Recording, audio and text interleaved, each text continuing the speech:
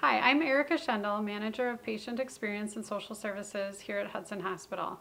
I'd like to talk with you today about patient experience, including AIDET and warm welcome. When asked, patients shared with us that these are the things that are most important to them. Patients tell us that they want staff who are friendly and call them by name. They want to know the name and role of the person who's working with them. They want to know expectations regarding time, an explanation of what's going to happen, and the respect of asking permission to proceed, and a friendly goodbye. AIDET is a communication tool. By using AIDET, we can gain our patients' trust and communicate with them in a way that puts them at ease. While we know what we are doing and what's going on, often our patients don't. AIDET is recognized as a best practice across the U.S. in hospitals, in clinics, and internationally. It's a communication tool for all of us to use with our patients and our guests and with each other. Here's what each letter stands for in the acronym of AIDET. A is to acknowledge the patient and the visitors. I is to introduce yourself and your role. D is duration, to explain how long something will take. E is explanation. Use words to describe your actions. I call this nursing out loud. Talk through everything that you're doing with the patient so that they know what to expect. And T is thank you. Thank the patient for something in your interaction, or at least a friendly goodbye. There are several key benefits to using the AIDET model. Patients experience less anxiety because they know what is happening and why. They're more compliant because they understand the reason behind what we are doing or asking of them. Patients' health outcomes are improved because they're more compliant, and patients are happier because they're more informed and they're less anxious. To demonstrate the use of AIDET, you are about to see two skits. These are based on an actual interaction that took place at Hudson Hospital. In the first interaction, the staff person will not be using AIDET. In the second interaction, they will be using AIDET, and I'm sure you'll see the difference.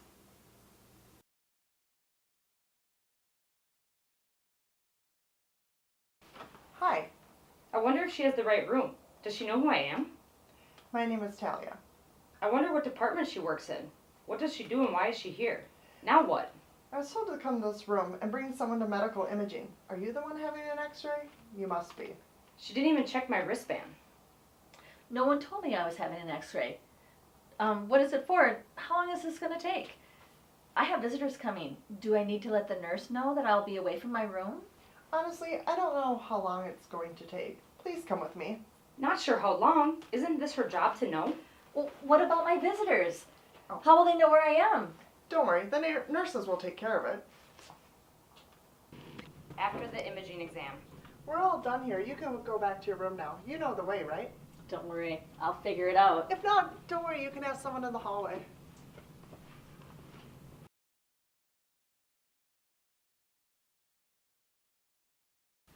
Hi, Mrs. Day. Oh good, she knows my name. I like it when they know my name. My name is Talia. I'm with the imaging department. For patient safety, may I check your name and date of birth on your armband? Thank you.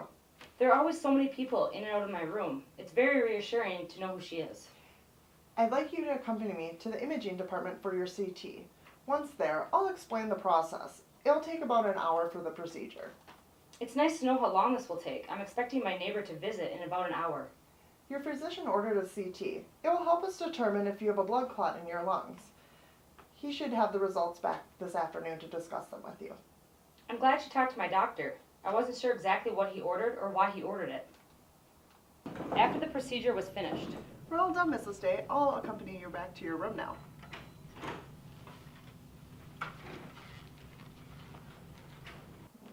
arriving back in the room. Now that we are back in your room and settled in, do you have any questions or is there anything I can do for you? Not that I can think of. Well, thank you, Mrs. Day. It was nice to meet you.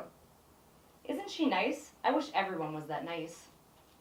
Here's a quote from the author and poet Maya Angelou. People will forget what you said, people will forget what you did, but people will never forget how you made them feel. This is a great summary of what patient experience is all about.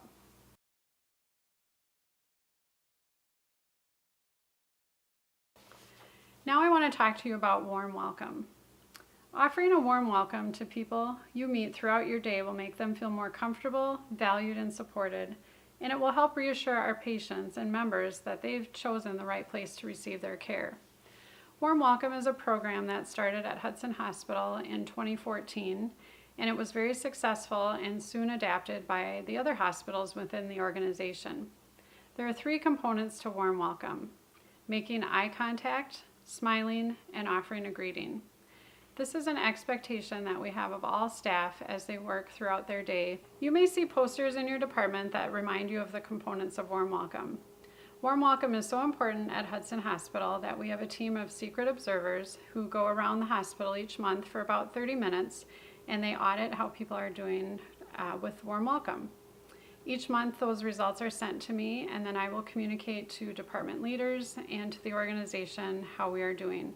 We set a goal each year of what percentage of the time we want to be offering a warm welcome. Experience is created and shaped by our actions, such as walking patients and guests where they need to go, picking up trash in the facility or on the campus grounds, holding the door for others, dressing professionally, wearing our name badge. And if we all deviated just a little bit from any of these things, just imagine how unprofessional and unwelcoming our work environment would be. Sometimes a patient's experience doesn't go as well as we had intended, and in those cases we have an opportunity to provide service recovery. When an experience does not go right, we want to take every opportunity to make things right with patients or guests before they leave our campus. Service recovery is the process of taking action or recovering dissatisfied customers and converting them back to satisfied customers. As a team, we need to partner together to resolve issues regardless of where they occurred. If a patient complains about something, take it seriously and strive to resolve it with them. And you can address the issue even if it's not your fault or occurred within your department. Service recovery involves a few simple but key things. Listen, take the person seriously, treat them with respect, take action immediately, take accountability, and assure them that it won't happen again. We all have a role in providing service recovery to patients. We need to identify and address problems as they arrive for the good of the patient and for the future of the organization.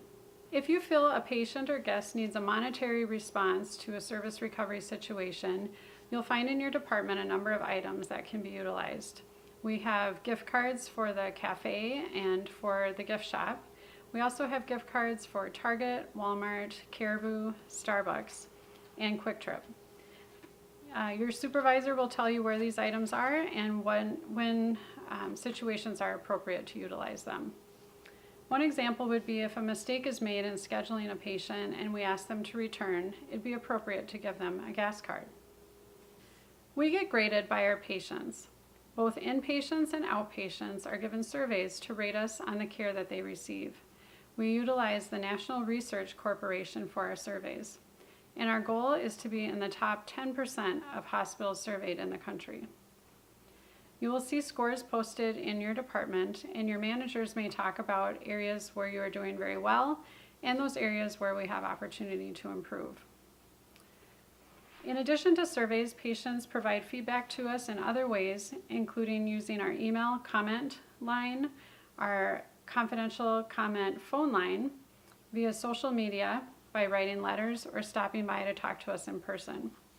We also have a Patient and Family Advisory Council, which is a group of about a dozen patients who meet at the hospital on a quarterly basis. We provide information and education to them, and we also seek their input and guidance on different topics, processes, or new services that we may be offering. Thank you for your time, and I look forward to working with you to provide a great experience for our patients. I wasn't recording When? the whole time. What? Allison, are you kidding?